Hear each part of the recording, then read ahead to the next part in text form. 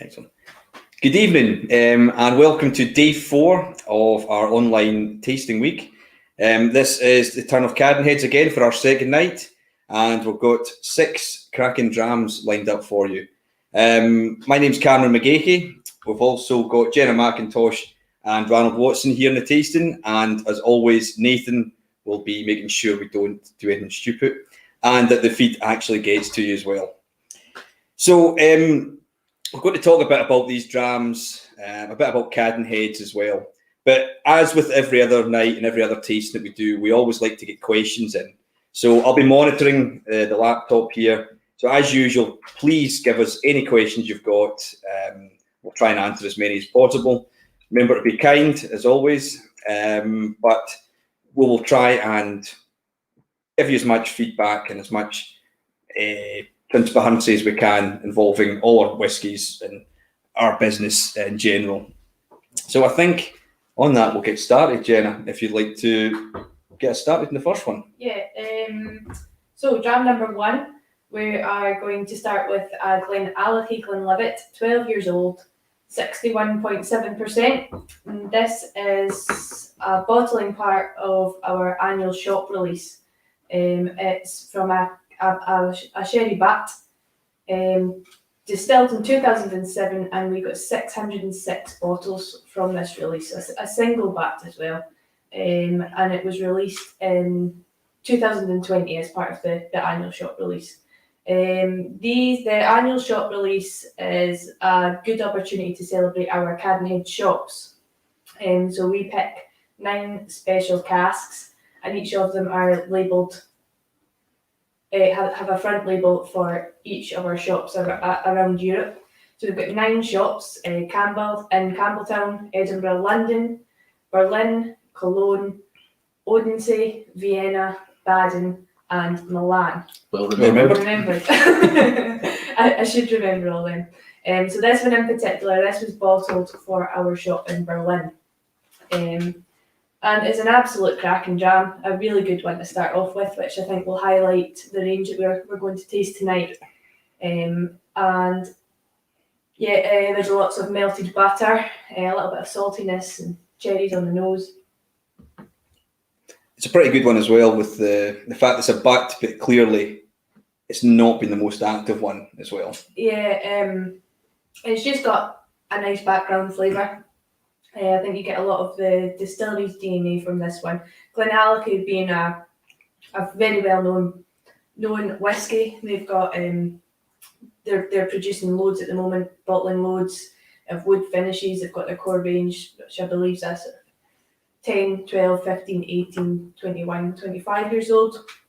So yeah, it's something you'll definitely notice out on the shelves and you'll all be familiar with. But like anything that Cadenheads are doing, we're selecting special casks, especially with our single casks for our Cadenhead shops. It's what we feel is standing out amongst the bunch that is good enough to be bottled as a single cask. It's got enough body and flavours in there that is just a little bit more special and unique. And this is mainly, as I say, this release is mainly in celebration for our Cadenhead shops, who fly the flag high for Cadenheads all over Europe. They attend many festivals. They've got all our bottlings on their shelves, and they're able to supply each market that they're in with the Cadenheads brands. They're a bit different from other whiskey shops, whereas most of our Cadenhead shops that you enter will only have Cadenhead products, so you'll not find your everyday core ranges from other distilleries within the shops. So they're doing a brilliant job of keeping Cadenhead's name out there. And yeah, so we thank them and do a little bit extra, give them a special release at the end of each year, as well as they always get our authentic collection whiskies, which are all single cask strength, and these are exclusive to Cadenhead shops, so you can only find these products in Cadenhead shops as well. Yeah, definitely. I mean, there's a lot of hard work that goes in, especially with the nature of our kind of bottling. We are bottling whiskey from distilleries not just from Scotland, but across the world as well. And to be honest, not very many of them will be that well known. A lot of whiskey is produced for blending purposes. So some of the distilleries that you see, aren't maybe as well known, but it doesn't mean to say they don't produce good whiskey. And this is what we get to showcase being an independent bottler, is we get to try things and bottle things that you might not normally see. And this is where the shops they really work so hard at doing this, is that they actually will, showcase, you go into the shop, you can try maybe, a Balmenic or a distillery that you might not have heard much of. Yes, the likes of Glenallachie is a pretty well-known distillery, but there's a lot of whiskies that aren't as well known. And the hard work that they do is tremendous, and always recommend popping into your nearest Cadenhead shop as well. I think that's a good point as well. The nice thing about visiting a Cadenhead shop is you will get the opportunity to taste pretty much before you buy, nearly all the time. They're not scared of opening bottles and letting people sampling what we've got. Of course, a lot of our staff is limited as well, so there might be the odd occasion that there isn't that opportunity, but they do have plenty of tastings and things throughout in all our Cadenhead shops as well, which you can attend. Many are doing some virtual tastings just like this. So yeah, they're doing a really good job for Cadenheads, and this release is just something a wee bit special and celebrates that fact. It would be interesting to see how many people have been to each of our Cadenhead shops. Probably not many, as Italy, Milan's not quite open yet. You're doing well if you've been there. Yeah, so you're a real Cadenhead fan if you've been to each of one of them, but maybe one day. I think that going back to this one as well with the Glenallachie, it's quite a high strength. This one's 61.7%, which will put hairs in your chest. But it's not just a case of it's burning. It's got a lot of flavour behind it. Preference, I have added a bit of water to it. It's not the first time we've tried these whiskies, obviously, so I knew straight away that I've always thought a little bit of water to this one really helps open it up a bit more. But this is what you get with single cask strength whiskies too. You can get to play about with it. Obviously, it has to be a good quality. You're not just going to get any old cask that's not that good and add a bit of water and it'll be good. But just opening it up slightly just gives it a little bit more kind of floral presence. I think it's a cracking dram, this one. Yeah, this is one of these ones that very much, I think, benefits from a drop of water, but it's not always the case. Cameron and I were tasting some samples for our forthcoming original collection bottling yesterday, and we had 4 pretty good casks, each of them in their own right, but we were looking at maybe doing a vatting or a marriage of those 4 casks for the original collection. So we married the 4 together. Thought, yeah, we're onto something here. This is great, But with the original collection being bottled at 46%, we obviously had to try it with a bit of water. We put the water in, and it completely changed the character of the dram, and not for the better. The flavours it released maybe weren't as enjoyable as the dram at cask strength. So that one, fine, that's okay. We'll not use that for the original collection. That can go, and we'll use each of those 4 casks for different authentic collection bottlings over the coming years. And I think that's the flexibility of having different ways of bottling your whiskey, different releases that you can put it under. It works quite nicely like that. But yeah, this is one that I think definitely just a couple of drops opens it up quite nicely. I think when we tried this one as well, and we actually chose, I think maybe 2 or 3 similar casks, sister cask 2, and the other 2 were pretty good as well. Maybe just not quite what we thought was ready. It was just this one just had something a bit different to it. But the other 2, we were happy to leave them. We do obviously a re-racking program, which we'll maybe go into a bit later. But sometimes when you check, especially at that age, at 12 years old, if it isn't that great at that point, that's when you sort of will maybe change the wood. But we felt the other 2 were of good quality, but just needed maybe a bit more time. So we've left them in the warehouse. We'll probably sample them a few times just to make sure how they are month by month. But that's kind of what it's not a case of we've just got one cask to choose from. We had others there too, and this was the one out of the 3 or 4, I can't remember, that we actually really liked. It is quite interesting when you get a bunch of samples down, even if there's a truck that comes in with new casks and you taste them, you can identify some single casks just straight away, they're part of the authentic collection, because they've just got that something about it. So. Yeah. And it emphasises how you can only ever pick whiskey by tasting it. Names on a list can look great or conversely not very interesting, but once you get the sample and you crack it open, that's the only time you ever get to evaluate the whiskey properly. We actually, after I'm slightly hypocritical at the start, you don't want to maybe judge certain whiskies by maybe name or age or how it looks. But myself and Ranald, it was yesterday, we were choosing some other whiskies for future battings. And at the beginning, they probably weren't the most exciting looking.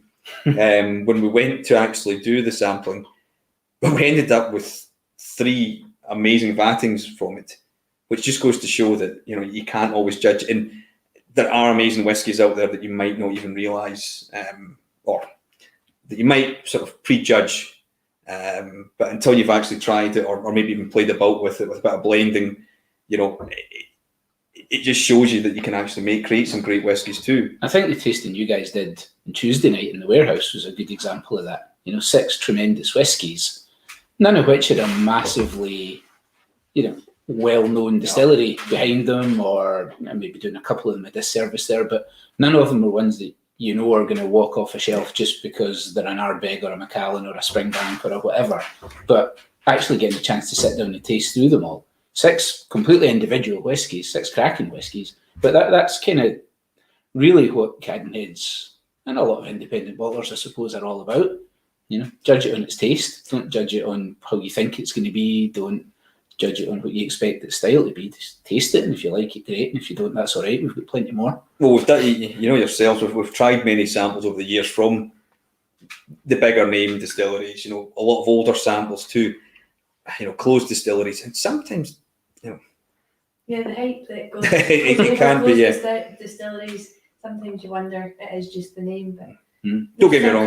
Yeah, there are some good ones too. Don't get me wrong. Yeah, and some distilleries closed because they were rubbish. So why is anything left on them automatically great just because the distillery was closed? If it was that good, they might have kept it open. I actually got one of the questions here is: do we buy spirit already in cask, or do we buy new make and then get casks filled? Mainly, it is actually it's always we buy casks that are already filled. We've got agreements with certain places. We can use brokers, but generally we will buy casks from either direct or from a third party. Sometimes there maybe are only the youngest ones, maybe about 2 or 3 recently we've purchased. I think from some of the newer distilleries we've picked up some casks basically very early filled. Probably not even a year old, but that's an exception. But at the same time, we've purchased ones in their 20s recently, and even one in maybe late 20s. Yeah, there was actually that one. Yeah, so we buy at different ages as well. We can then move them into casks if we choose so here. I know that maybe some companies will actually give their casks to get filled up. But we're quite lucky that we do have our sister company, Springbank, here with the facilities, so that when we get casks in, like of different sherries or rums, ports, or even just fresh bourbon casks, we can just do the re-racking there. But generally, it's always casks that are filled that we'll purchase. And that's a fairly, that'll be the lion's share, like 90-something% of independent bottlers will be operating that way. There's very few who are getting casks filled to their own specifications and stuff, because that's not really how it goes these days. It's more about casks that are already out there, or casks distilleries are willing to release. And I suppose on that point as well, there's maybe a perception or a belief that when a distillery chooses to release some casks to the open market, be that independent bottlers or blenders, that the distilleries know exactly the character and the quality of the whiskey that's in that cask, because they don't. You're as likely to buy a parcel of 10, 20 casks from a distillery and get 20 stunning whiskies as you are 20 duff whiskies. Yeah. Because generally, especially the bigger distilleries, maybe that's less the case for smaller independent distilleries and stuff. They might know a bit more about what they're releasing, but the bigger distilleries, there's nobody sitting in Diageo headquarters going, right, Cadenheads want to buy some casks, give them the rubbish or make sure they get the good stuff. It's just right, allocate them those 5, those 4, those 10, whatever, and you take what you get. Yeah. That's kind of how it works. And that's a good point, that we don't actually try them before, we can, No. You buy, parcels at a time. We last week purchased about 72 casks, but none of them have been actually tasted, so. You better hope they're good, or you'll Were you giving us the old hurry up there, Nathan? No. No, it was there was a noise, and I thought it was my phone. Oh, I've okay. left it. I thought Nathan was waving a clock at us I there. figured out what it was. Oh well. But on that note, maybe we should move on to Maybe whiskey number number 2. which this one's an 11-year-old Jura. Another butt, again, another, not overactive butt, that's for sure. This was bottled just a couple of months back, or released a couple of months back as part of the Authentic collection. So again, single cask strength, 55.2%. I'm not as organised as Jenna, so I have no idea how many bottles come out the cask, but it was more than one and less than 500, so somewhere in that kind of region. But this is another one of these. I think that's 600 odd, by the way. Was it? I think so. You must have 606. 606. What? With a big butt. Speak for yourself. Hey. But no, so 11-year-old Jura, and again, quite an example of a whiskey that is so distinctive and, so, I hesitate to say unusual, but it's got a lot of distinctive flavours that made us think, this is a single cask bottling. I get white chocolate, kind of buttery gingerbread, or gingerbread with a big slab of butter on the top of this, that kind of sweet and spice. There's a whole load of stuff going on with this one, like dumpling, for those of you who know what dumpling is, not Cameron. It's like a heavy Scottish fruitcake. Heavy and Scottish. That's terrible. Folk really shouldn't say this back. No. It's all right. I'm thick-skinned. Like a dumpling. Hey. But it's got that kind of cinnamon, aniseed, bit of coriander and stuff. Real, a real kind of variety of flavours and stuff in it that each of them work pretty well. And it's 55.2%. So for an 11-year-old, that's not massively high strength, but enough that you'll know that there is a cask strength character to this. Quite a meaty dram. It's quite big, it's quite bold. Again, we tried a lot. We quite a few Jura casks come in, and some we did decide to re-rack. Well, that's a good example of that kind of thing we've talked about. I think it was 6 butts that we bought. And again, you buy in blind, we make no bones about that. We're in the fortunate position maybe that we can buy enough stock and work with it, that we don't need to individually assess every cask, because really the ability to do that is scarce. I don't think there's a lot of people selling casks with, well, if you want to buy, here's a sample, maybe big name, expensive stuff. But if you're buying a parcel of 6 casks of 11-year-old Jura and you're asking for samples of it all before you go, well, somebody else will have bought it from the same source before you even get your samples. So we got these casks in, and again, you're looking at a cask list. Just saying, this is a 2009 Jura. Good, we've not bottled any Jura under the Cadenhead name for a couple of years, so appealing, price was reasonable. You're thinking, butts, even better, might be a good sherry influence here, because sherry casks obviously tend to sell pretty well. And then they arrive, you get the sample down, and obviously you look at it and it's not been the most active cask. It's probably refill, second, maybe even third fill sherry. Doesn't mean there's anything wrong with the whiskey, but we tried the 6 of them kind of together. And this, in all honesty, was the only one worth bottling as a single cask. The rest looked like that as well. The rest hadn't on any colour. They got some flavour, but not necessarily the flavours you love. So fine, we got one we liked, great. We'll set that aside for the Authentic collection. The other 5, as Cameron said, we've re-racked them. Might even have been another 6. Was it 7 butts? I was looking at the list earlier, but we took the other 5 or 6, however many it was, and got them re-racked into Manzanilla sherry casks. So we'll leave those in there for a year or two, or maybe longer. We'll keep monitoring their. Is that where we put them in? We did. I can't remember. We did. I can remember because I looked at the stock list today. But yeah, so we re-racked those, and that's the flexibility we were lucky enough to have. You know, being able to buy all 6 or 7 or however many it was, and you know, assess them, set them aside for whatever we want, re-rack them.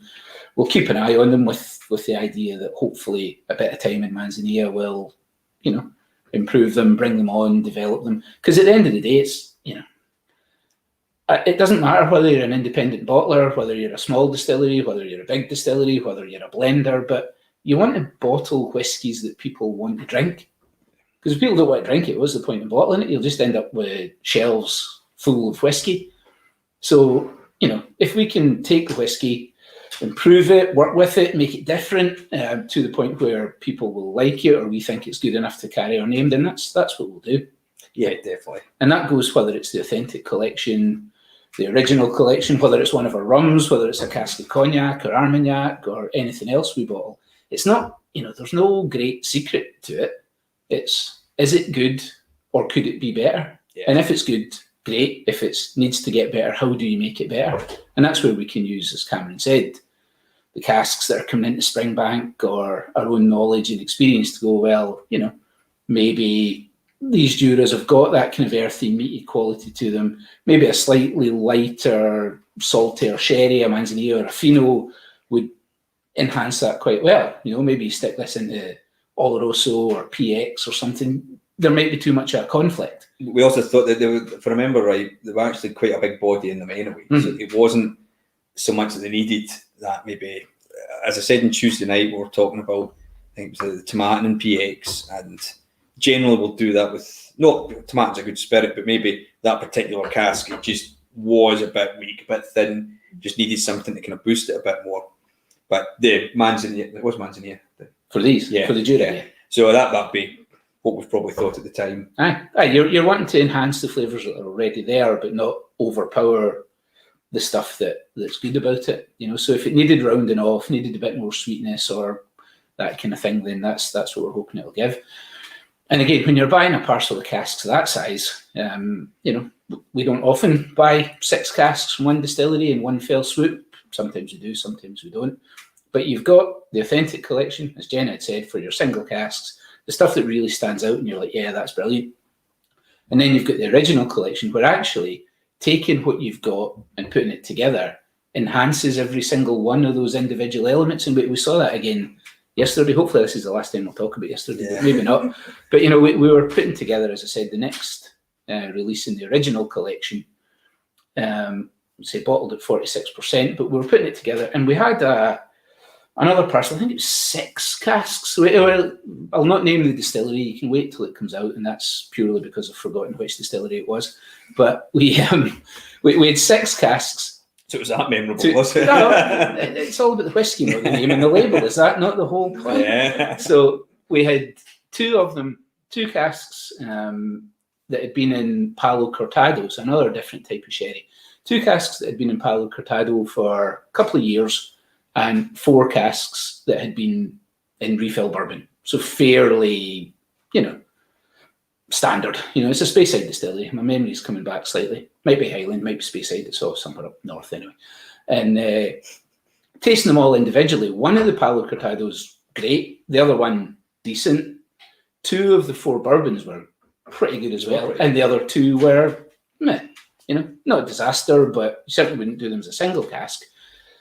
So taking them all and adding one to the other as we went. So you start off with one of the bourbons, add the other, taste it. Yeah, not too bad. You know, add one of the nicer bourbons. Great, this is getting better. Chuck in the 4th bourbon. Actually, that's a bit less good than it was with the 3 of them. So make another vat, and you need big samples to do this job. But we eventually we came up with this recipe that had 3 of the bourbons and 2 of the Palo Cortados, because if that vatting, that marriage was better than any one of the casks in isolation. And that's the true beauty of the original collection versus the authentic. You know, if you're trying to live by a maxim of we'll only bottle a single cask at cask strength because that's what we say we do, fine. But if you're doing it right, you're going to reject a whole lot more casks than you're ever going to be able to use. But by having the different ways we do our bottlings, we can actually produce good whiskey. Cadenhead doesn't make a thing in terms of distillation, obviously, or anything like that. But we're still making whiskey because we're taking loads of different things, loads of different flavours, whether that's through the original collection, whether it's through the 7 Stars blend or the Helaman blend that's going to be coming out later in the year. We're still producing a product. And as long as that product's good and reasonably priced and folk want to drink it, great. That's the whole shooting match. Yeah. I think that shows as well the amount of stock that we've got and what we can do. There's not many other independent bottlers that could do that because we might have, if you say that you're going to bottle everything, as Randall said, maybe it's single cask. There's a lot that are not going to make it. And there's a big outlay on those X amount of casks that we're talking about. Plus, we've got the space, storage, we've got the production team. These samples come down within an hour of request. It's quite incredible. They're machines up there. Literally give Gavin a sample request and the team will have done it. Probably about 60 whiskies, and within about an hour and a half, I've got an email saying it's large sample bottles. Yeah. that these are getting. We actually got a question there. I've lost it again. Have you had a particular cask you remember completely stunned you when you did get to try it? Stunning in good ways or stunning in bad ways? They're probably both. There was that one that just completely ruined everyone's glass, and that was at stunning and. That was a 28-year-old First Fill Oloroso cask that we had quite high hopes for, eh? And again, everybody literally had to change their glass after. Yeah, there's one that we've got a couple that maybe would be referred to as glass killers because you literally your glass is destroyed after it. The most recent one that comes to my mind was it's a cask we ended up bottling. Did we get it out before the first lockdown, the Macduff? Oh yeah. That was a standard. Again, we had few samples from Macduff Distillery. Again, decent enough distillery, no problem with it. These samples, looking at them, there's nothing outstanding about them. They didn't have a massive amount of colour. I think it was 13-year-old. So you taste them, and you're trying to keep as open a mind as possible. And then we tasted this one cask from the parcel. And I loved it. I don't know whether everybody else is just humouring me by telling me it was really good or whatever, but I really liked it. And that was one for me that just jumped out.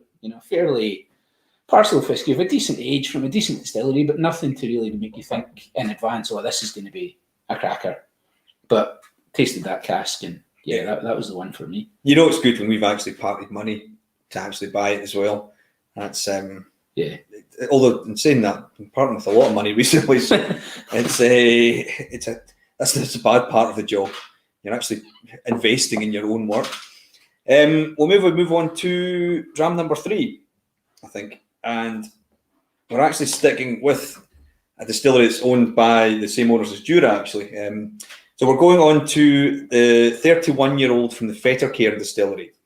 This was bottled from a bourbon hogshead, and we got 252 bottles from it. Bottled at cask strength of 54.7%. Now, again, Fettercairn, it's not an unheard of distillery. It's gaining more traction over the years. They're doing a lot of kind of older bottlings now. They've got a 28-year-old. They do a 40-year-old. I think they made a 50-year-old as well.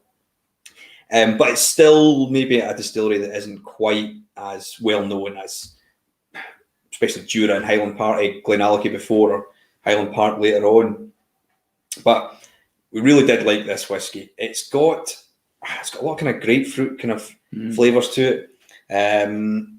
There's actually, if I remember right,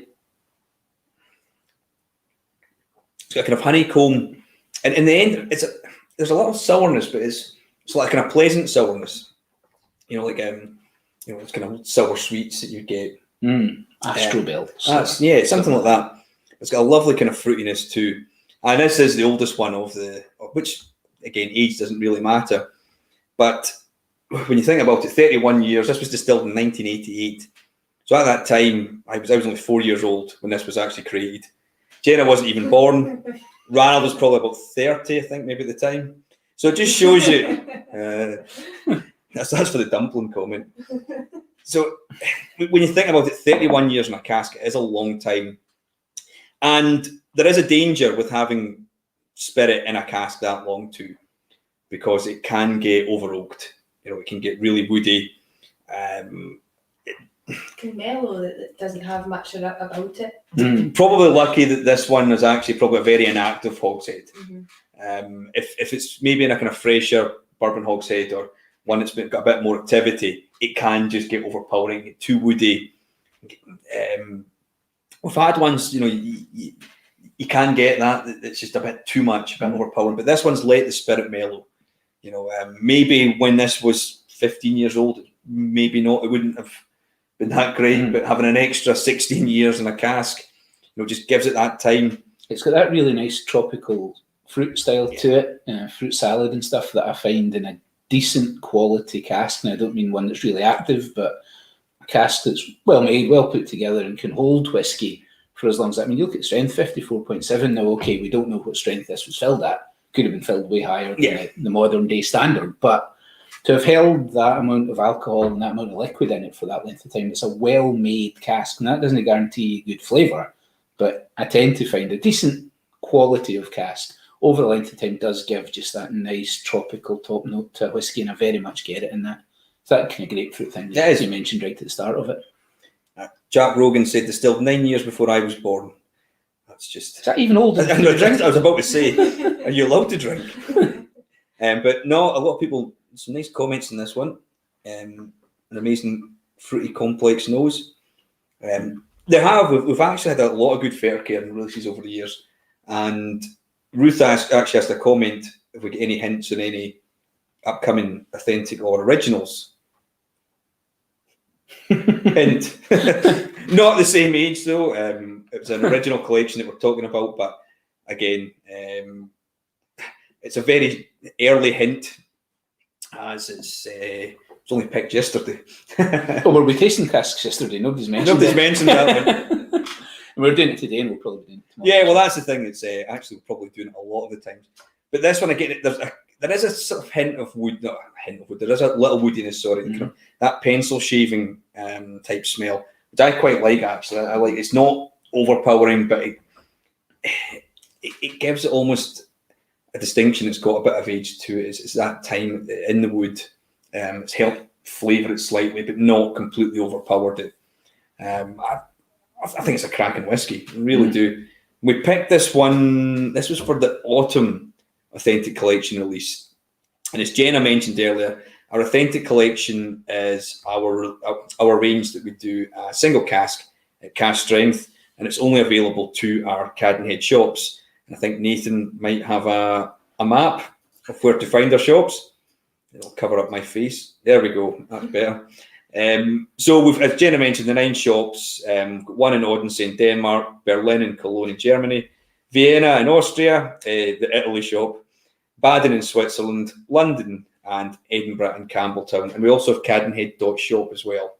So there are ways that you can get them. And another question we got was, are these available in the shops? And yes. If you want to, if there's any of these whiskies tonight that you really like, contact your local Cadenhead store. They might have sold out by this time, as in if people are coming in, so try the next one. So they should have stock of these whiskies too. I believe they're online as well, and the Cadenhead.shop. It should be available on there too. And there's actually a little bit for full contact details. Good stuff, Nathan. You're well ahead of me. If you go to www.cadenhead.shop/shops, that should give you all the contact information as well. So give them an email or a phone call, or buy online. So hopefully if there are any here that you like, you can get your hands on them too. Depending on where you live, it may be easier for some of you than others to get them. Obviously, if you live in a country that has a Cadenhead shop, great. If you live in a country that doesn't, it'll depend entirely on the shipping ability of each of the various shops, whether they can post them out to you. Most of them will try, but it's not as easy as it used to be. It's definitely getting a wee bit more complicated, but that's why they're dotted across Europe as well. Exactly, trying to spread ourselves as wide as we can. Yeah. That's some good comments in this one, which I'm pretty happy about there. Excellent. Any more? Yep. Any more questions here? Yep, it's got a little more savoury, sort of flavours coming from it as well. But again, even though this is older and is one of my favourite whiskies so far, age doesn't mean anything. We actually tried some younger whiskies. I won't name the distilleries, and it wasn't yesterday. It was probably from the day before yesterday. But we've tried. It was a couple of distilleries, 4 and 5 years old. Because again, even though they're that young, we weren't intending to bottle them, but we have to kind of monitor them. Part of what we are doing is we've got to do a lot of cask management, because there is no hiding place. As Ranald said earlier on, we make nothing. I've used this one a few times in the past, but being an independent bottler, the ironic thing is we're actually dependent on everyone else making stuff and then letting it be available that we can actually purchase it, so that we can actually bottle a product. I suppose we have to do something all day. Well, that's the truth. So the casks, there's not really much hiding place, because if you've got, say you might only have 10 casks of a certain distillery of that age. Say only, that's quite a lot actually. I wish we had 10 31-year-old Fettercairn. Yeah, that would be pretty good. If you've got maybe 10, just for instance, from Fettercairn, if they're not of great quality, but what we're going to do, but the earlier we can do that, if we check them at 15, 16 years old, like this one, we probably would have checked this at 15, and it would have been, it possibly would have been okay, it would have let it go on. What we maybe do with some other casks, but there's some that you can get that we've tried that are 15 and 16 years old recently, not yesterday, and they needed some help. It's catching it at the right time as well, so that we've not lost all hope. Well, that's the thing. So if we can do it, we've got the time for them to further mature if need be. Exactly. So if we can get them early as possible, and it's probably the person's comment earlier, do we supply the wood to fill the spirit in? If you were, guaranteed, but if you knew that you were putting it into sort of fresh wood, you'd probably have a bit more confidence that it's going to be, it's not going to be as damaging in the future for it. It's going to be, when it's 10, 11, 12, it should be of half decent quality. No, it's not going to happen all the time. There's no rule that a fresh cask is going to help it. But anyway, get back to my story. The 4-year-olds that we tried from this distillery were cracking. Really, really good, and better than some 30-year-olds that we tried, that we've had maturing. And actually, one of those was actually re-racked previously, and it's still very. And I think it's actually 31 or 32 years old. It's not bad, but it just needs a bit more time. It's getting there. but when you've got a 4-year-old whiskey that's actually better than it, just shows the age doesn't really mean anything. Although with this one it does, so I don't really know what I'm trying to say here. I'm glad you don't, because nobody else did either. No, that was a bit of a ramble, that one. But it's age is good in this one, but it's not always good. It's nice to be able to have the opportunity to bottle something at 31 years old as well.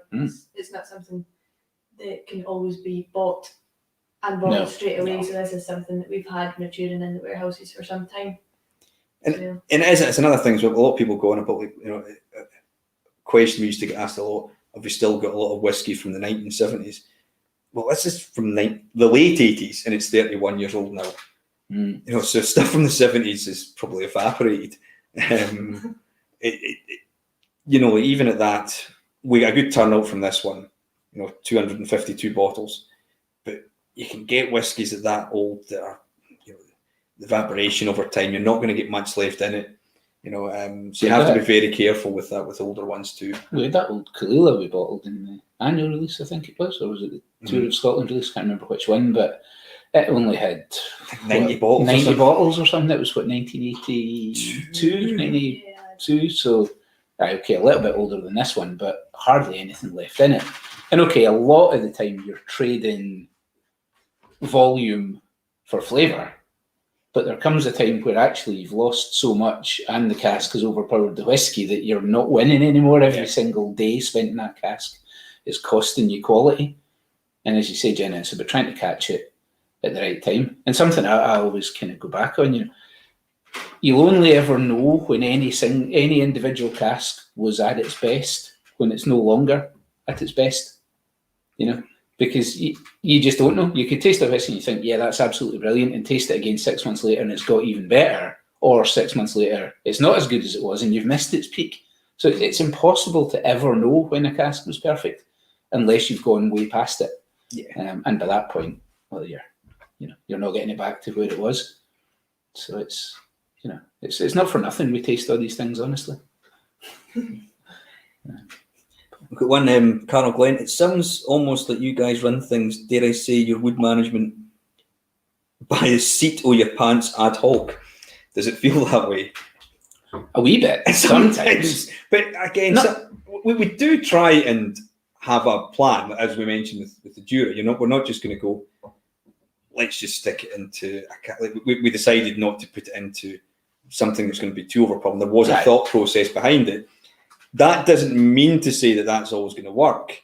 No, but you use the experience you develop over time, and by tasting loads of whiskies, not just your own bottlings, your own samples, other distilleries' products, other bottlers' products, And again, we're lucky, Cameron and I choose the majority of whiskey that gets bottled for Cadenheads. But we've also got a team of people, Jen has been working with whiskies for a long time. We've got the guys who work in the shops. We've got the Springbank guys who've also, as a company, we've got decades of experience in what happens to whiskey in casks over time. So we're, I think, lucky enough to be able to work slightly hand to mouth to an extent, which is a good thing. Yeah. It's actually flexibility, if you want to put it in a more positive phrase, but we can try things, and if they don't work, it's not going to make or break us. And similarly, we don't have to bottle something just because we've paid for it. That would be worse. Yeah. If you had to bottle, well, you've shelled out 10 grand in that cask, you better get 15 grand in for it next week, or we're not paying the wages this month or whatever. We're extremely fortunate that's not our position. But no, when we're re-racking these casks and we're embarking upon a finish or whatever, it's not really hit and hope. There is experience and a bit of advanced knowledge of what we think might happen. And as you say, that Jura is a fairly good example. Where, you could take the really easy route and put everything into PX, but then actually you're as well just bottling sherry, because eventually everything's just going to taste like cherry. So it's a bit more subtle than that. It's slightly more detailed, but similarly, if you happen to have a distillery that you've got a lot of casks of, why not put some of it into Madeira, some of it into port, some of it into rum, some of it into Oloroso, some of it into Palo Cortado, and see what happens? Just wait till he finds out I've put all the Lafroig into PX. I've not. It'll sell. Craig Lamont's commented there. Hi, Craig, one of the guys in the Edinburgh shop. Better pay the wages. Yeah. Hope so too, because we need the wages as well. We'll move on to the next one. Yeah, we'll go on to number 4, which is our Paul John. It's 7 years old. It's 55.4% from a hogshead. And this is from our Wild Whiskies portfolio. It's an Indian whiskey from Goa. And this one was, I believe, delivered to us in bottles where we had to pour back into cask when they arrived in Campbelltown. The bottling hall might tell you as well that they arrived with slow pourers on. So Cadenhead's book was very popular when they arrived back. But yeah, this one in particular. So we've built a good relationship with the guys at Paul John, and we've been able to access or been able to purchase casks quite easily. So I think we got about 5 casks in this particular bundle. We bottled one. Well, it arrived in the bottles, went into cask, and we bottled it pretty much straight away at 5 years old. And it was a decent dram. Paul John's been doing a lot as well. Being in India, it matures a little bit faster because of the hotter climate. And I remember once we first started doing this, a lot of people were so surprised at what age it was. 5 years old. It did tend to taste a little bit maybe older, say 10 to 12 years old, because of that faster sort of maturation. So this one, 7 years old, was part of that bundle that arrived at 5, put into cask, and then it's been further matured for 2 years in Campbelltown. And we believe, comparing the samples to what we bottled when they first arrived, that this one's mellowed a lot more. Significantly. Whether it's, we believe it's the climate in Campbelltown, and it was sitting in a dunnage warehouse, if I remember. As well. They do call Campbelltown the Goa of Scotland, obviously. Those of you who visit us, I'm sure will appreciate that, but it is a slightly different climate for maturing whiskey, that's for sure. It's a cracking whiskey as well. It's got that lightness to it as well. Yeah, there's a sort of soft peat that's nice. It's rich, and nice honey flavours in the background as well. There's nothing too in your face about this one either. The first one at 5 years old had that sort of hot spiciness as well, but that's where this is mellowed quite dramatically. I don't think there's much of a spice within this at all. No, I think the early ones, remember right, they were quite spicy. They were nice, but it was maybe a bit hot, but really bold, really flavour forward, right up front. So this was bottled as I say, as part of the World Whiskies, and in our summer 2019 authentic collection. So also available in the Cadenhead shops, and we source world whiskies throughout the world, obviously. But we've had plenty. We've had some from Canada, Australia, England, got them there, India. We've got. You can't really see on the screen there. But Sweden. So something that we go out and look for. A lot of wild whiskies or distilleries around the world will approach us as well, which is always nice, because it must mean that they believe in Cadenhead as well. You know, they're like Cadenhead to put our name to their whiskey. It's something that we will more than likely get a sample of beforehand, or a few samples to choose from, which is always nice to see and pick an individual cask, as these are going to the Cadenhead shops as well, and part of that portfolio, you're looking for something a little more unique and a standout dram. So it's nice to be able to pick that within the bunch. But yeah, it's quite a big thing for us. Japan as well. We had our Chichibu a year ago, or whenever it was. And Ireland. Ireland. Spirit drinks from Ireland. We don't buy whiskey from Ireland. We only buy spirit drinks from Ireland, obviously. But yeah, it shows just how far whiskey is making it around the world, and obviously they're doing a good job, or we wouldn't be buying it really. And it's tasting like whiskey, which is the main thing. They've been doing a great job over the last few years, Paul John as well. I think you might be able to. I think it's actually they get the peat from Ireland. Yeah, or from Scotland anyway. Scotland, I think they try and source as much of even the barley and things from Scotland and take it over.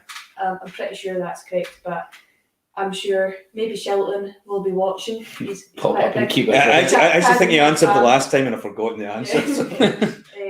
So yeah, he might let us know, but I'm pretty sure they do. But yeah, it's a really nice one and a good one to do blind. I'm always a fan of sort of blind tastings, but as I say, people tend to think it's a little bit older. And it's getting pretty well known, but it's nice to be able to put the Cadenhead's name to an Indian whiskey as well. I think you're spot on as well with that kind of slightly more mellow character that it's developed over that couple of years here. And I think we've seen that in some of the American whiskies we've bottled as well. You know, whiskies that are matured in a warmer climate, as you said, you know, tend to mature. I don't know if mature a bit more quickly is technically, scientifically correct, but they definitely develop flavour and stuff much more quickly. But that tends to come with a woodiness and a sweetness because the interaction with the cask and the spirit is so great. And yeah, great because that's what they are. You know, nothing wrong with that. But you can certainly see that this hasn't spent 7 years in India.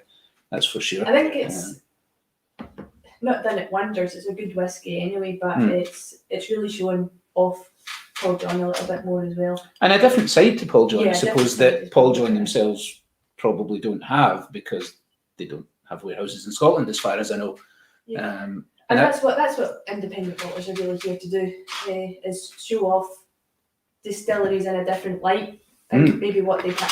Well, they probably can do, but it's finding single casks. A lot of distilleries will be putting a package together to make a recipe for consistency and things as well. So, I think I like that about Cadenhead and independent bottlers, that you get to see the different side or the sort of true spirit, especially from single casks. And I think as well, you're kind of spot on with the blind tasting aspect as well, because a lot of people might not pick up, like maybe people are more traditionalists or maybe haven't heard of Paul John, they might not go towards that. And especially doing tastings like this, where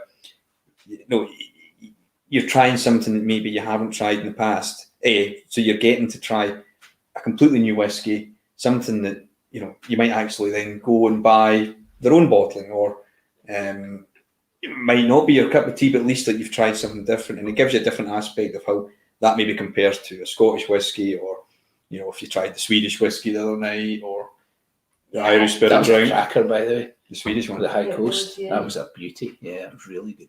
I think it's surprised a lot. I think the guy who picked that deserves a pay rise. But I think it's actually you.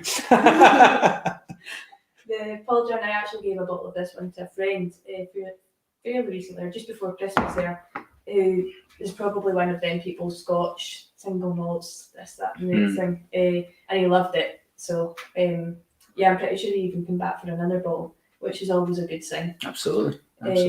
But wild whiskies is a good thing to explore. Yeah, and I think that's another, kind of positive about our network of shops, because, these shops are selling whiskey the way we would have whiskey sold. It's, what does it taste like? Is it good?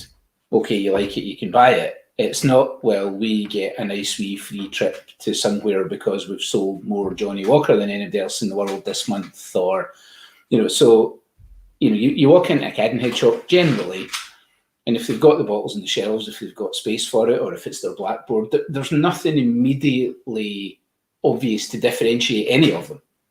So you're being guided into what you might like, and it's a conversation. If you know your whiskies and you keep an eye on our out turns, if you're a member of the club and you get the advance notice, that's fine.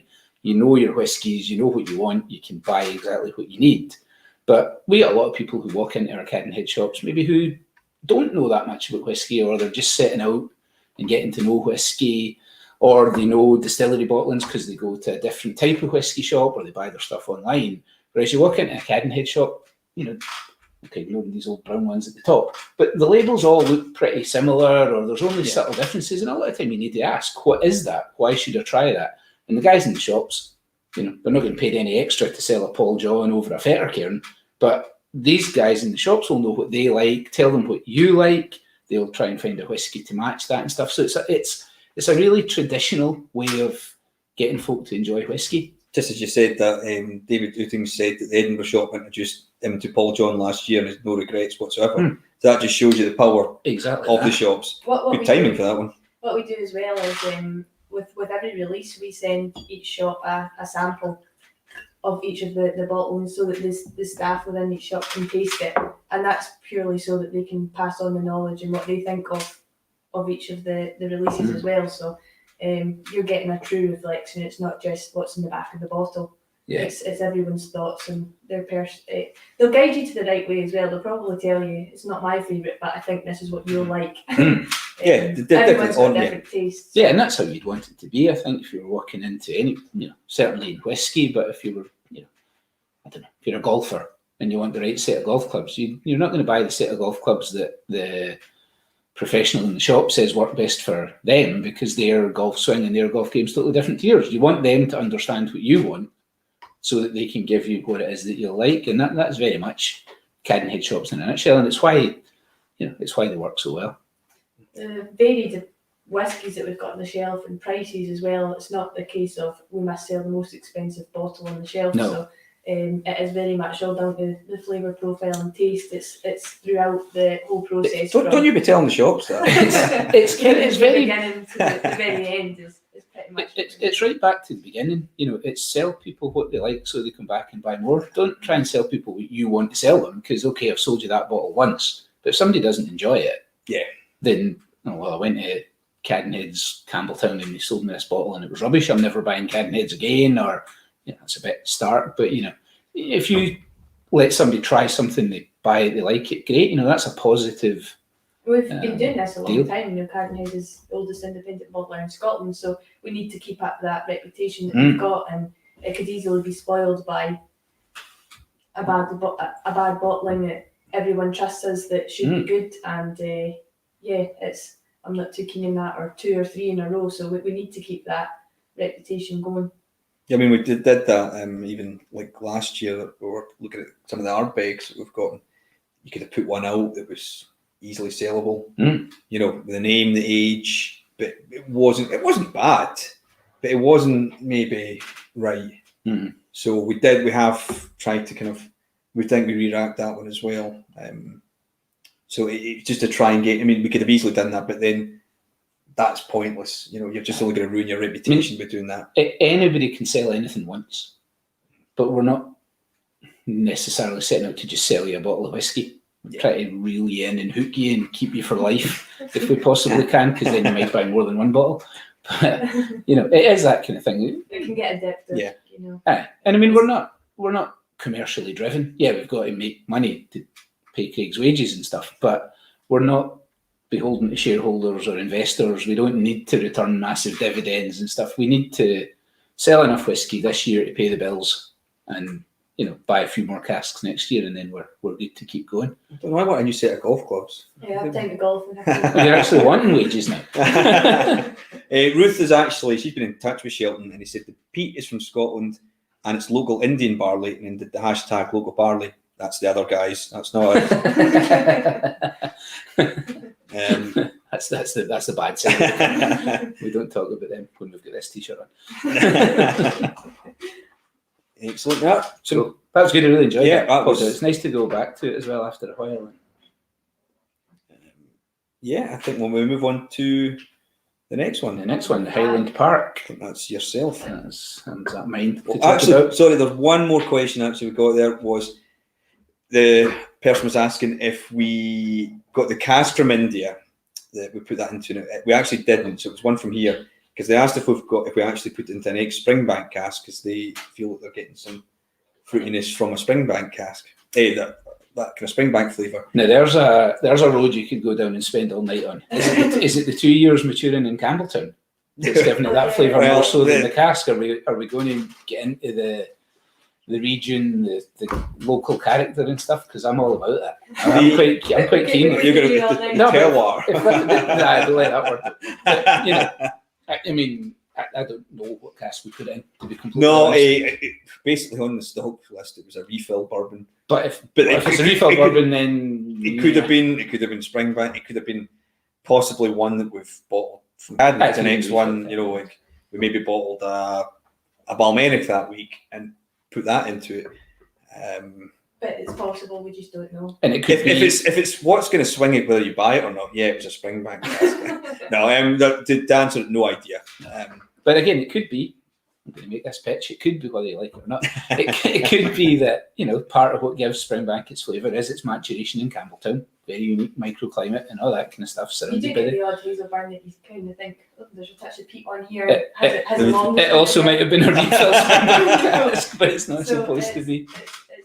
It's not impossible at all. Yeah, but again, maybe it is not just the 2 years maturation here has given it a slightly more mellow style. Maybe it has given it a more Campbelltown style. That would be something. We've got the weather for it anyway. That would be something. Give me a fortune just building warehouses here. Yeah. Build warehouses and rent them out to other whiskey companies to get proper Scottish character in their whiskey. But anyway, number 5. Talking of Campbelltown maturation, here's a whiskey from Orkney. So 28-year-old Highland Park, 58.7%. Again, didn't think to check how many bottles we got from this particular cask because I'm not as thorough as others would be. Somewhere between 1 and 500. I think it was actually close to 6. Do you know what's actually? Do you say that every time? It's actually. Oh, sorry. It's the other side of you. Watch your back. So this was another one from the annual release launched at Christmas time. Oh no, you're right. It's 396. 396. Told you between 1 and 500. Yeah. Launched it bottled in December. Launched as part of our annual release for the shops. Which shops label is that? Italy. That's the non-existent shop, so we've just drawn an old grand building that looks like it might be Italian for the label of that one. But 58.7%. They don't like me being involved in these tastings, but anyway. Yeah, so another butt, funnily enough. But again, it's another refill butt at best, because the cask influence isn't massive, at least in terms of imparting a big sherry flavour to it. But yeah, this is one I'm particularly fond of. It's good Highland Park. You know, Highland Park can be very good. A lot of the distillery-owned bottlings are, you know, in the past have been right up there with my favourite non-Campbelltown distilleries. And this is a really good example of it. It's lightly smoky, but it's got a richness, a chocolatiness, praline, but it's slightly salty, slightly briny. It's just got a bit of everything about it. It's layered, completely comes at you in waves and stuff. Just a proper whiskey, this one. This is one when we picked this one, we were reevaluating some A-grade casks. Because it's always good to try, you know, some of the... Especially in the week before the Christmas holidays. That's the best thing to evaluate your A-grade casks. And this one was actually one of the first ones we tried, because I remember we actually chose this right at the end, because we went back to it, and it was the actual nose after getting a bit of air. It was unbelievable. So again, we had to try it the next day just to make sure. You know, we were pretty certain this was an absolute stunner. Yeah. And again, as you can tell with the lack of activity in the cask, it's just helped mellow it out. You know, it's not really got huge fruitiness from the sherry, but it's probably more of a bourbon. But it's cracking. Look at the ABV. You know, after 28 years old, after 28 years, it's at 58.7%. You know, that's not lost much of its alcohol. I mean, it's at 300 and however many bottles you said, but so it's lost a bit of its volume. But considering it's got all that alcohol in there, I'd be slightly afraid of adding a bit of water to that, because I think it might lose the kind of attack, the power, the body, the robustness that is what I like about it. You can tell Cameron likes it because he's poured himself 1 centilitre of all the other whiskies and 2 of that one. No, that's, only so you can enjoy the rest later. Or is that just a smaller glass? Is that what it is? I slept. Far away. But no, I mean, I really like this. Okay, it's not the cheapest Cadenhead bottling you'll ever find on a shelf. It's 400 quid a go. But you know, we have to, as I said, make enough money this year to pay the bills next year. And if somebody that we're buying a cask of Highland Park of roughly this age from wants to charge us 300 something quid a litre, we're going to have to make some money on that in order to be able to buy another one. And that's the way whiskey prices are going at the moment. Like it or lump it, you know, we could choose not to buy them and not bottle them, and somebody else will buy it and somebody else will bottle it. But you know, 400 quid's a lot of money for a bottle of whiskey. There's no bones about it. But an approach that I think isn't unreasonable. You know, as I say, we could pass this up, let another bottler buy it, let them bottle it, fine. You know, let them explain why they're charging 500, 600, 700 quid for it. But at least at this kind of level, this kind of price level, a group of people, a whiskey club, a whiskey tasting could buy a bottle of this. And if it's divided between 10, 20 folk or whatever to try it, it's not unreasonable by the dram when you look at it that way. Now, do we all want whiskey prices to come down? To an extent, yeah, especially if the cask prices come down and no. But, you know, whiskey prices are getting ridiculous compared to where they were. But if you actually look at what this is, you know, it's one cask, and there's no other cask like it in the world. There were only 300 and however many bottles from it. So everyone's truly unique. It is its own thing. It's really good. So yeah, compared to what a bottle of 28-year-old Highland Park might have cost you 5-10 years ago, 400 quid might seem like a lot. But if that's what it's worth, if someone who is selling casks of Highland Park is selling them for that money, then we'd be daft not to get involved with it. You know, as I say, we could pass it up and let other folk have it and stuff, but you know, it's not criminal. It goes back to what we were talking about earlier. We don't make our own stuff. We don't, And we actually were talking about cask prices earlier on this week. We had a conversation about it, not yesterday, because some of the prices are just ridiculous, and it's not even the big names that you think would be, you could maybe justify a price. It's some of the names that a lot of people haven't heard of, and the pricing would be ridiculous. But you look at, and this is an extreme example, but the Macallan we bottled not so long ago, which was only available as part of a set of bottlings, but the price that Macallan would have sold for on its own in a Cadenhead shop, were it not part of a set, is about £1,000. What was it, 31-year-old? 400 quid's a lot of money for a bottle of whiskey. £1,000 certainly a lot of money. But then at the same time as we released that whiskey, you see a cask of Macallan selling at auction for hundreds of thousands of pounds. So take the price of a cask, or the value of a cask, and divide that by the number of bottles in it. £1,000 actually isn't ridiculous. Now, it's a lot of money to buy for a bottle of whiskey to drink. Obviously, there's not. I don't get paid enough money to do that. Some folk maybe do. Good, Jenna.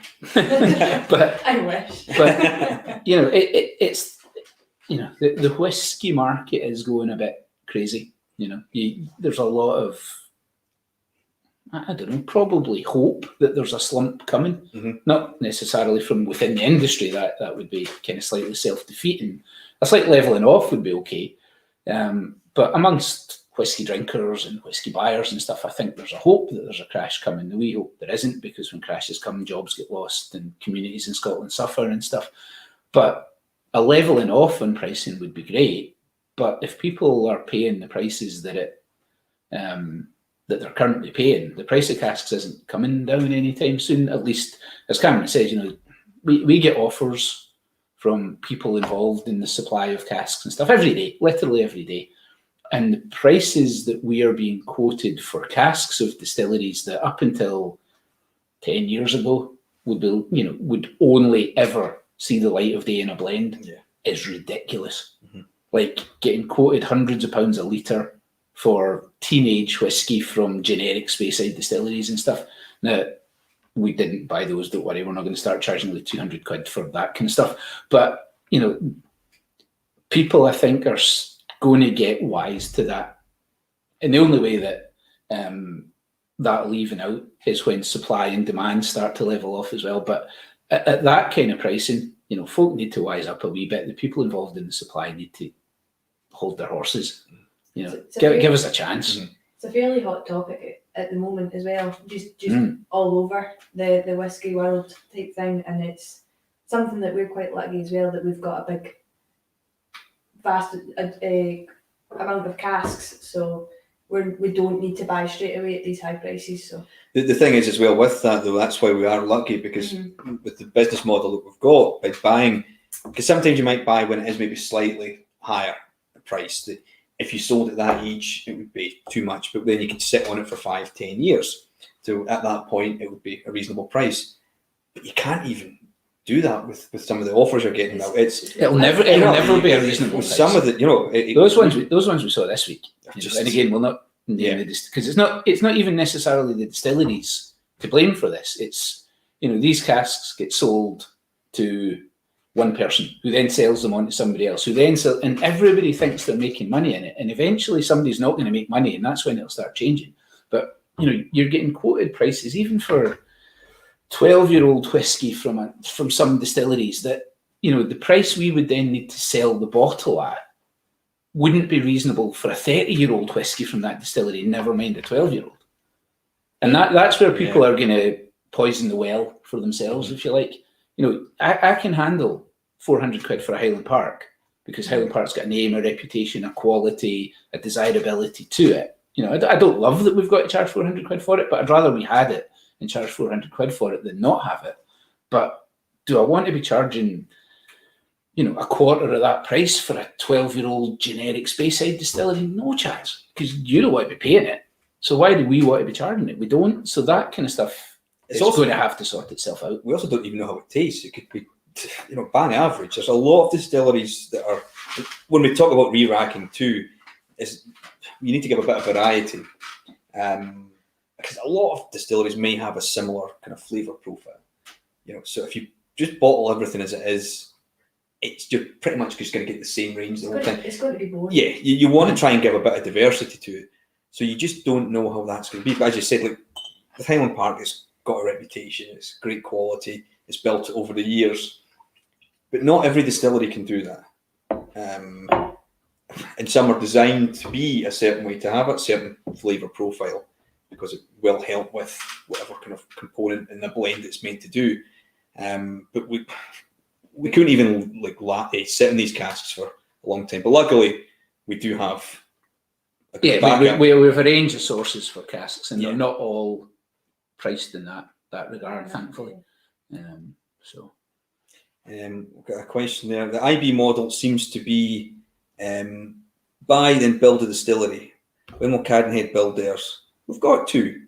Yeah, I'll leave it at that.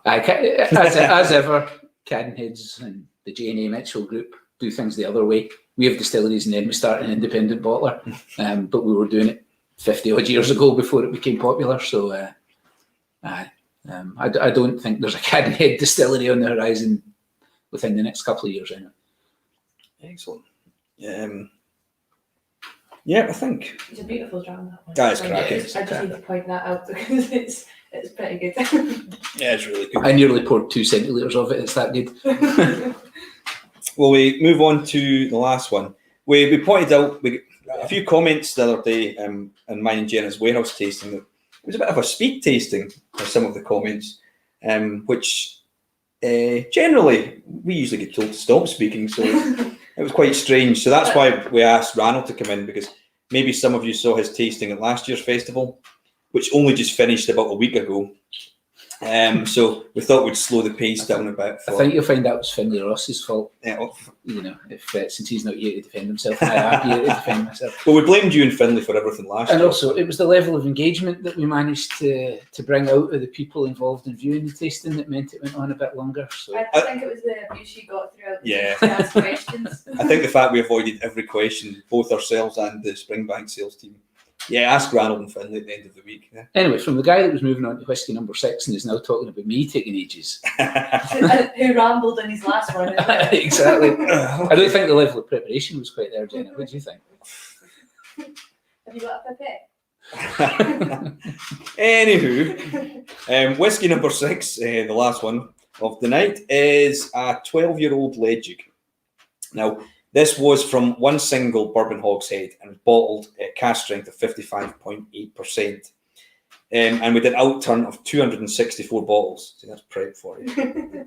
Yeah, you're right. I was just checking. Now, Ledaig is made at Tobermory Distillery in Mull, and it is their peated version. And Ledaig actually, I believe, was the name of Tobermory Distillery when it actually originated. There you go. You learn something every day. I hope it's true. You googled it before you came on. You just need Nathan to text him. Yeah. This one's slightly different to the rest, as it isn't actually available in any of the physical Cadenhead shops. It's only available on Cadenhead.shop. It's a website. It was bottled to commemorate the retirement of the Alan Murray, who is the long-standing owner of the Edinburgh Cadenhead shop. I believe he started in 1987, I think. I think that sounds about Yeah, I think 1987. So Alan, over 30 years of running the shop in Edinburgh, did a huge part of building the reputation of Cadenheads. So we decided to do a special release to commemorate this. And we did a kind of tour of Scotland release, where we did one from each region. And this it's not an official region, but we did an islands whiskey as well, which we were going to put on the rosette, but somebody forgot about that during the labels. I thought nobody noticed. But anyway, we'll get back to the whiskey. Now, Ledaig, cracking whiskey too. We've bottled quite a few over the years, and from other independents too. There's been a lot of people loving Ledaig. It's not maybe this. It's got a kind of slight Islay qualities, but it's got that kind of very briny, kind of like lobster creole type aromas. But it's got that kind of like barbecue ham, kind of lemon sponge as well. That's a good call. The lemony, It has. It's got that kind of richness as well. It's not too strong. Yeah, it's a nice kind of campfire smoke as well.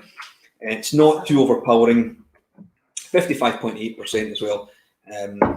It's sometimes that might need a little bit of water, but I actually quite like it the way it is. It's a nice one from the Highland Park actually as well, because it's not a burst of flavour, it's not a burst of smoke. It's nice, gentle, and as you say, that sort of campfire smoke that comes through as well. Well, the fact it's the 6th dram tonight, and we've tried quite a lot of different flavours as well.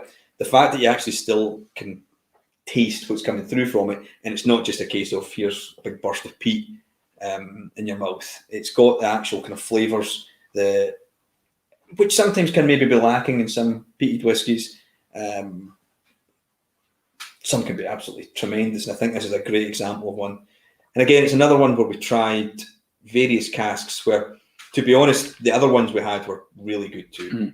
I think it's a consistently good product and it's becoming fairly popular as well within Cadenhead. That's the bad thing about it as well. The fact it's becoming more popular means that any casks on the market are becoming increasingly expensive as well. I think what you find with whiskies like this one, and it's probably true of a number of other distilleries, but with the peatiness that's in there, as we said, it's not an overwhelming peatiness, but it's definitely a peaty whiskey. There's no point moving away from that.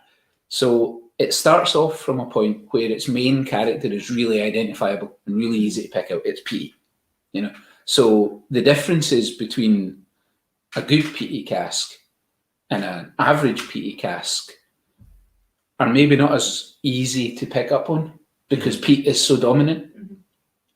So as you say, the other casks in this parcel, none of them were bad in any way, but this one just jumped out a bit because it didn't just have the peat and the lobster creels and the iodine and the hospital on fire and that kind of stuff. It's got that lemongrass, that kind of sugar sweetness. It's got other flavours beside the peatiness, and I mean, I guess it's a refill hogshead. I don't know if we've got a note of it or not, but I need to look back at that one. It's not massively cask influenced, but it's still got these subtle differences in flavour, and that's what makes it so appealing for me.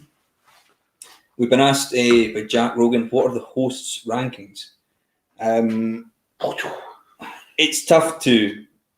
The Highland Park is pretty phenomenal, but not the hosts' rankings, like as in 1, 2, 3. So I put you in 2 there, not 3. So I put Nathan at number 1, Jen. I'm just going to go home now. For me, probably going to be obvious with the first one. Probably the Highland Park is pretty outstanding. Second, probably the Paul John and the Fettercairn again. I really like, but the Glenallachie, the first one, I think adding a bit of water to that it's a phenomenal whiskey. I think it's a crack. It's maybe a bit more spirit driven than some of the other ones we've tried, but there is a lot of good character behind it. I pretty much picked 4 out of the 6 there, and the other 2 are pretty good too. So, but I would probably go Highland Park, Fettercairn, Paul John / Glenallachie. It is a tough one because it's Cadenhead's recent highlights tasting, so it's ones that we've picked that's been a highlight throughout the last few releases that we've done.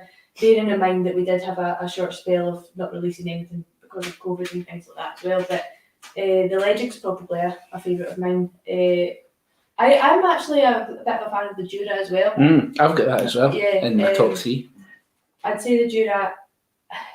Highland Park was an obvious one as well, and the Glenallachie, but I could go on. I'll just name them all. Yeah, just named every single one. I think it'd be interesting.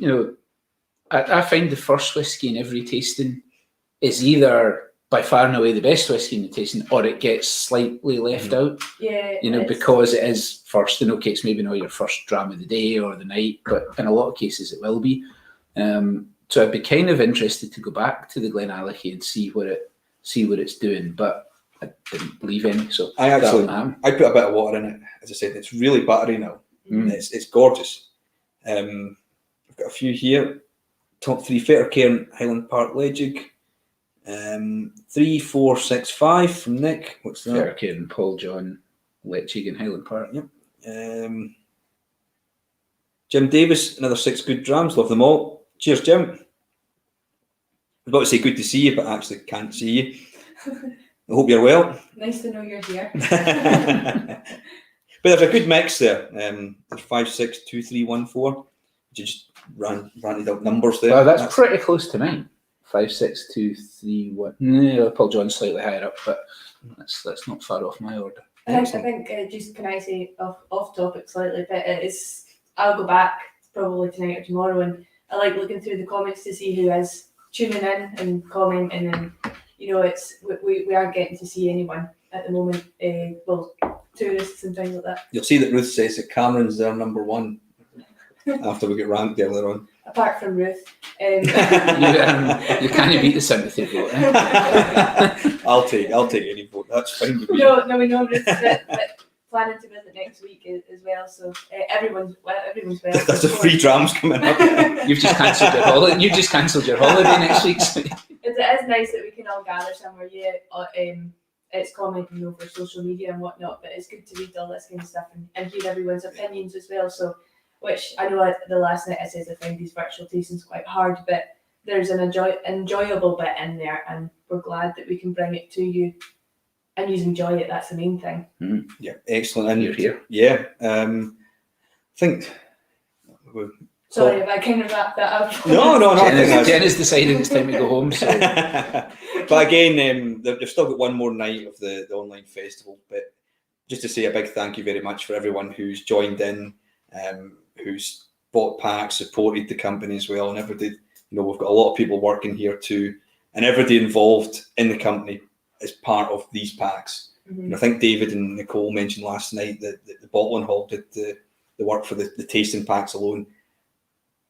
It was an unbelievable job. We did the ones from the previous festival, and there's a lot more this time, and they just blitzed it. It was unbelievable how they managed to do it. All the guys in the warehousing as well, getting all the casks ready and bottled, well, in the hall too, and everyone in the mail order, not dispatch, as I always keep saying, and also the guy behind. Nathan doesn't actually exist. There's no guy there called Nathan. There's nobody standing there whatsoever. We've just made up this fictional character. But no, Nathan's been here every night too, and he'll be back tomorrow to, was it Finlay and Nicole? Nicole for Springbank tomorrow night. Some sherry cask and stuff. So this is the final night for Cadenhead, but it was just to say a big thank you very much again. We hope we can see you in person soon as well. But Slange. Yeah, Slange.